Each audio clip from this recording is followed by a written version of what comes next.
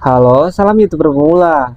Kalian mau belajar konten di YouTube tetapi tidak paham pedoman komunitas YouTube.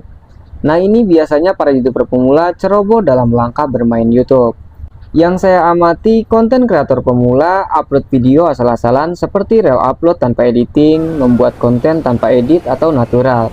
Dan konten yang diupload itu konten yang rentan pelanggaran, sehingga ketika kita mengajukan monetisasi gagal monetisasi. Jadi kita bisa down, malas berkarya, bahkan ada yang bisa jadi gila. Nah, sebelum kalian berkarya, wajib dengarkan penjelasan ini. Apa sajakah larangan di YouTube atau yang dimaksud dengan pedoman komunitas YouTube? Oke, kita lanjut saja inti dari poin penjelasannya. Pedoman komunitas YouTube. Nah, pedoman komunitas YouTube ini adalah aturan yang harus dipatuhi oleh semua kreator, baik itu penonton maupun kreator. Pedoman komunitas YouTube ini berlaku pada konten video, komentar, link, postingan, dan thumbnail. Ada beberapa poin penting yang harus kita pahami. Yang pertama, spam atau penipuan. Spam atau penipuan berikut dari interaksi palsu. Yang dicontohkan komentar spam ajakan seperti salsub atau sub for sub, dan like ataupun tanda suka yang tidak wajar. Nah, tanda suka atau like tidak wajar itu sama hal dengan membeli jasa like atau suka lewat dari jasa website. Nah, ini hati-hati, bisa mengakibatkan spam ataupun fatal pada akun kita. Dan entah itu jasa penambah view ataupun jasa penambah like video, kita harus hindari. Percuma kita membeli jasa-jasa dari website tidak akan dihitung dari jumlah penayangan, apalagi konten yang sudah dimonetisasi. Kita membeli view ataupun penayangan itu 99% tidak akan masuk dolar pada video ataupun konten kita. Dan ingat, itu hanyalah angka ataupun bot saja. Jadi kita tidak bisa untuk mendapatkan dolar. Oke, tahap selanjutnya yaitu link atau tautan. Saya akan contohkan. Misalkan link berupa phishing atau situs berbahaya. Kita masukkan pada deskripsi video. Nah, ini ketika ketahuan oleh pihak YouTube, akun kita akan fatal sekali. Karena link atau website yang kita gunakan ilegal, berbahaya, ataupun tidak resmi. Ini biasanya link tersebut yaitu ada di link judul atau pinjol atau jasa abal-abal. Dan tahap selanjutnya yaitu info ajakan. Nah, info ajakan ini yang dimaksud. Membuat konten yang menyesatkan, seperti undian berhadiah ataupun giveaway palsu. Nah, ini harus hati-hati membuat konten seperti ini. Biasanya YouTube tidak akan lama, akun kalian akan mendapatkan pelanggaran. Ketika kalian akan membuat konten, silakan kalian membuat konten yang memenuhi pedoman komunitas YouTube. Oke, kita lanjut. Poin yang kedua, konten sensitif. Yang dimaksud dengan konten sensitif yaitu konten yang membahayakan atau kekerasan kepada orang lain atau diri sendiri maupun anak. Nah, konten-konten seperti ini kalian harus bisa untuk menghindari karena sangat dilarang oleh pihak YouTube. Dan ketika kalian melanggar aturan pedoman komunitas YouTube, besar kemungkinan akun kalian itu akan fatal. Dan tahap selanjutnya yaitu konten berbasis vulgar atau porno. Nah, kalian jangan sampai membuat konten seperti ini. Sangat berbahaya pada akun kalian. Memang untuk menarik view itu cepat, tetapi ini akan membuat fatal pada akun kalian. Intinya masih banyak ide atau karya yang kita tonjolkan yang harus memenuhi pedoman komunitas YouTube. Nah, untuk tahap selanjutnya yaitu thumbnail. Nah, thumbnail ini juga bisa menyebabkan akun kita dihentikan oleh pihak YouTube.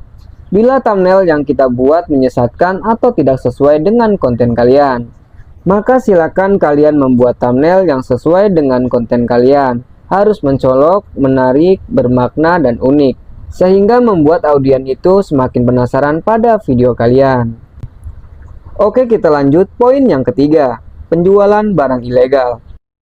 Nah, yang dimaksud dengan penjualan barang ilegal yang dicontohkan, konten yang dibuat tentang penjualan senjata, narkoba, atau obat-obatan. Nah, ini sangat sensitif sekali, bisa besar kemungkinan konten kalian susah untuk dimonetisasi, bahkan bisa fatal pada akun kalian.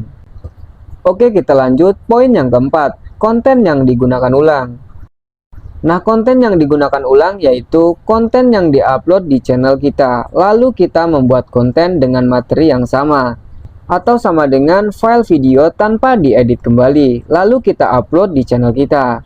Dan sama hal ketika kalian upload di video panjang, lalu kita upload di video short tanpa diedit kembali. Ini juga bisa mengakibatkan gagal monetisasi atau dismonetisasi. Oke, tahap selanjutnya, konten berulang. Nah, konten berulang yaitu kita mengambil video orang lain lalu kita upload di channel kita tanpa perubahan data ataupun file video, sama hal tanpa editing video. Nah, ini rentan sekali gagal monetisasi atau dismonetisasi. Perlu diingat, kalian jangan sampai mengambil video di platform media sosial, misalkan TikTok, Instagram, Facebook, dan media sosial lainnya. Lalu kalian upload di channel YouTube kita tanpa perubahan data ataupun editing. Nah, ini kalian wajib hindari karena akan berbahaya pada channel kita kalau bertujuan untuk monetisasi. Nah, 99% channel kalian tidak akan lolos monetisasi. Bila lolos, hanya beberapa saat saja. Bila terdeteksi oleh sistem YouTube, channel kalian akan terkena dismonetisasi. Oke, kita masuk pembahasan selanjutnya yaitu pelanggaran hak cipta. Nah, yang dimaksud dengan pelanggaran hak cipta adalah musik, video, gambar, atau materi lainnya yang dilindungi oleh hak cipta tanpa izin yang sah dari pemilik hak cipta. Nah, ini dapat mengakibatkan klaim ID atau penghapusan video, bahkan bisa teguran hak cipta. Nah, YouTuber pemula saat ini rata-rata suka atau cinta banget dengan pelanggaran hak cipta dan tidak memikirkan akun kita ke depannya. Dan tetap harus mengingat, YouTube akan meninjau konten atau channel kalian secara otomatis dan sistem manual, atau yang disebut peninjauan manusia. Nah, ketika channel atau video kalian mempunyai pelanggaran berat, channel kalian akan bisa gagal monetisasi. Nah, tetap kalian harus hindari peringatan pelanggaran. Peringatan pertama biasanya 90 hari untuk kadaluarsa atau masa habis peringatan aktif. Bila kalian di masa peringatan mempunyai PL lagi, kalian akan masuk teguran strike. Nah, teguran strike ini adalah pelanggaran kedua. Nah, yang dicontohkan misalkan pembatasan fitur, tidak dapat upload video atau live streaming atau upload video short. Nah, ketika pelanggaran 1, pelanggaran 2 dilanggar berturut-turut, channel kalian akan masuk ke pelanggaran terakhir atau pelanggaran ketiga, yaitu penghentian akun atau channel. Karena ini sudah masuk pelanggaran berat. Dan tetap harus hati-hati ketika kalian akan berkarya untuk upload video di YouTube, kalau bertujuan untuk pengiklan atau menjadi program partner YouTube. Oke, begitu saja penjelasan dari Mata Lentera tentang aturan pedoman komunitas YouTube. Mudah-mudahan informasi dari saya bisa bermanfaat buat kalian. Ketika penjelasan ini bermanfaat, silahkan subscribe dan komentar di video ini.